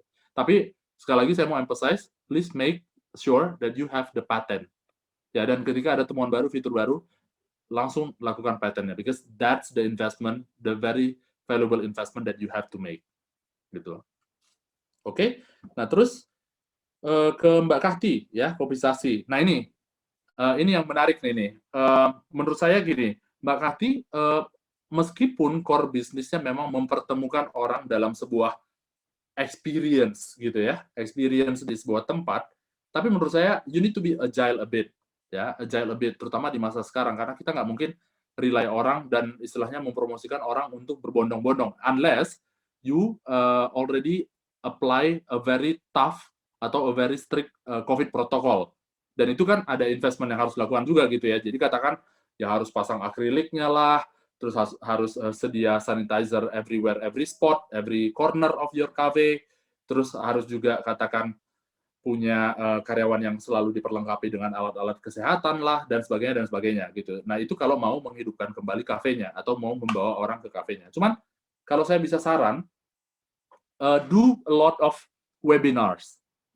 Ya, do a lot of webinars, karena apa? Karena tadi salah satu core-nya kan tentang diskusi ya, jadi menurut saya, pasti udah punya aset dong, punya aset yaitu expertise dan orang-orang yang bisa drive the webinars. Dan webinar sekarang bisa gampang kayak gini, Zoom, banyak banget platform-platform gratis, gitu. Tinggal core dan menarik atau enggaknya topik yang diangkat, gitu. Nah, menurut saya itu yang harus diperbanyak sekarang. Jadikan ini sebagai timing to invest through that way. Plus, untuk keunggulan yang lain adalah mungkin juga udah dilakuin ya, through your webinar, put a slot to promote your product. ya, slot untuk mempromosikan minuman-minumannya, makanan-makanannya, dan put a good promo to that, gitu loh. Jadi istilahnya, kalau misalkan mereka order dari rumah, mereka bisa dapat apa? Mereka bisa dapat katakan akses ke webinar Anda berikutnya dengan gratis, atau poin-poin yang lain yang bisa ditukar ketika misalnya mereka datang ke kafe gitu. Jadi sekali lagi we can promote people to come to our cafe, tapi itu mungkin ada investasi yang harus ditambahkan karena harus strict protokol gitu ya. Tapi in the meantime, use all this media, pergunakan ini untuk invest, build your customer foundation ya. Karena apa? Saya bisa menekankan gini, orang-orang yang ikut di webinar Anda, saya yakin mereka akan, ketika ini semua akan lebih baik, mereka akan visit ke tempat Anda. Ya, jadi itu yang harus dipegang. Jadi orang-orang yang webinar, put as your database building. Ya, sehingga promo-promo ketika nanti kafenya udah bisa buka, udah bisa dikunjungi, they will get some benefit out of it gitu. Atau mungkin bisa juga dibuat, misalnya mereka attend different promos atau membawa orang berapa promos, mereka akan dapat poin, dan poinnya ini bisa ditukar ke kafe, katakan dapat diskon berapa persen untuk produk-produk kafe seperti itu. Jadi a lot of creativity that can be put together, tapi satu hal adalah kita nggak bisa maksain mereka untuk come, karena again that will put us in the risk, sama put us in a bit higher investment gitu. Tapi if you are ready, then go for it gitu. Jadi itu yang bisa mungkin saya sarankan ke Mbak Kahti. Terima kasih. Baik, Pak, terima kasih banyak. Ya, baik, terima kasih banyak Pak Indra. Ini saya yakin masih banyak sekali yang ingin bertanya dan konsultasi gitu ya dengan mentor kita yang luar biasa, Bapak Dr. Indra. Tapi sayang sekali waktunya terbatas begitu. Mungkin nanti berkenan Bapak Indra untuk membuka waktunya untuk teman-teman di belakang layar begitu ya Pak ya. Boleh, boleh. Untuk diskusi lebih lanjut begitu ya. Baik, ya. Terakhir mungkin Pak, ya silakan. Saya chat email saya di boleh Pak, di chat room ya. Jadi ya. Jadi bisa kontak Bapak melalui ya email atau sosial media gitu ya teman-teman ya. Ya, baik, akan lebih baik via email ya, karena saya responsif ke email. Kalau sosial media takutnya ketutupan sama ya. Yang lain-lain. Baik, siap. Terima kasih Pak Indra. Mungkin sedikit dari Bapak, Pak, closing statement untuk teman-teman kita nih, top 10 founder yang di Breadcube program, supaya mereka lebih semangat begitu Pak, untuk menjalankan bisnisnya ini. Silakan Pak. Ya, jadi sekali lagi, poin yang saya sampaikan adalah tentang change, tentang perubahan, sesuatu yang memang akan selalu melekat ke kita, sesuatu yang nggak bisa dihindari. Jadi, be always ready to that change. Don't be scared. Nggak usah takut dengan perubahan. Tapi dengan istilahnya membuka horizon, membuka wacana, akan menambahkan ciri khas Anda sebagai seorang entrepreneur. Karena ciri khas seorang entrepreneur juga harus bisa membaca lingkungannya, gitu. Jadi jangan katakan karena fokus untuk bisnisnya dan other aspek yang mungkin menjadi tren perubahan itu malah terlewatkan. Jadi saya cuma mengingatkan itu karena kadang-kadang memang kesalahan kita adalah kita terlalu fokus untuk katakan laporan keuangan, laporan cash flow, bagaimana memasarkan produk segala macam. Tapi semua perubahan-perubahan yang luar itu perlu juga diantisipasi, tapi tidak membuat kita takut, tapi justru membuat kita jadi lebih kreatif. Ya, dan do learn from the successful story of other business, terutama bisnis yang udah puluhan tahun, bahkan ada yang ratusan tahun. Dan kadang-kadang gini, values itu tadi ada yang nyebutin ya, values itu kan sesuatu yang intangible dan sesuatu yang nggak kelihatan. Tapi justru disinilah seni untuk mempelajarinya. Artinya, ketika values yang nggak kelihatan ini can be believed by the team, can be believed by the members of your team, dan karyawan-karyawan Anda, inilah yang akan membuat dia semakin sustain. Ya sama halnya kita punya kepercayaan masing-masing gitu ya. Inilah values yang harusnya menjadi beliefs, bagaimana bisnis kita bisa menjadi successful ke depannya, yang sebagai owner, sebagai leader, tugas Anda untuk menjelaskan ini loh yang saya maksud dengan values itu gitu. Jadi bisa diterapkan dengan matrix, dengan pola dan tingkah laku ataupun culture budaya yang bisa dibuat di bisnis Anda nantinya. Gitu. Jadi semua yang 10 finalis selamat ya, go for it. I know, dream big ya.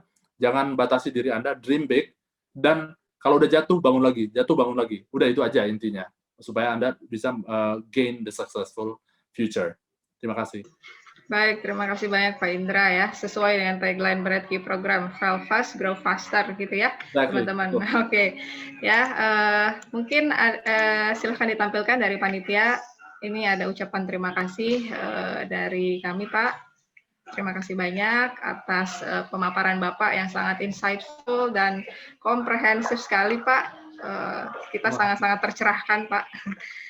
Baik, nah ini ada sertifikat dan nah karikatur. Mudah-mudahan berkesan ya Pak ya, dan teman-teman kita ini bisa jadi salah satu unicorn di Indonesia begitu ya Pak ya. Luar biasa. Ya, semangatnya harus seperti itu ya. Dream big. Ya, baik. Mungkin kita bisa akhiri dengan sesi foto bersama. Mohon dibantu oleh Mas Guntur. Bisa kasih aba-aba ya. Baik Bu. Mungkin buat silakan teman-teman ya. Dibuka yang videonya. belum on cam.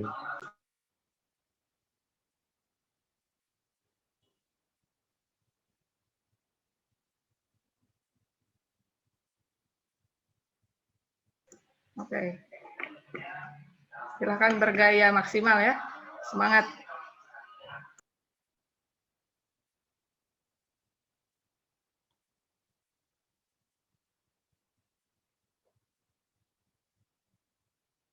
Boleh kasih aba-aba, Guntur? Layar Baik, Bu. pertama, ya, silakan. Baik, kita mulai.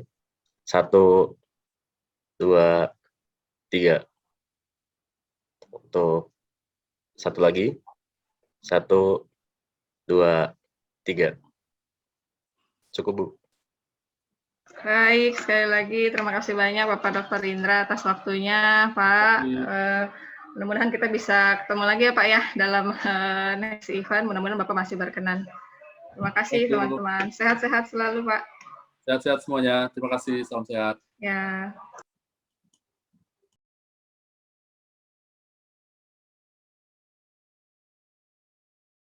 Baik. Terima kasih panitia semua. Saya izin live ya. Ya, semangat semua.